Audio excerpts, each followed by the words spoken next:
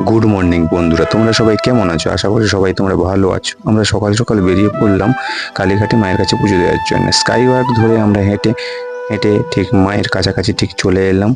মন্দিরটা দেখতেই পাচ্ছ, আশা করি তোমরা সবাই। এবং এক সারিবদ্ধ দোকান। আর বেশি দেরি না করে আমরা ফুল এবং মিষ্টি নিয়ে নিলাম মায়ের পুজোর জন্যে। নিয়ে আমরা ঠিক লাইনে দাঁড়িয়ে পড়লাম। ঠিক কথা বলতে বলতে কেমন মন্দিরের মধ্যে চলে এলাম।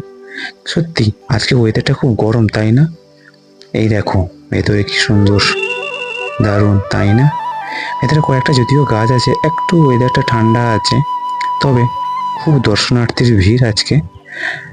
দেখতেই পাচ্ছ, এটা হচ্ছে হরে হরে মহাদেবের মন্দির, ভোলে বাবার।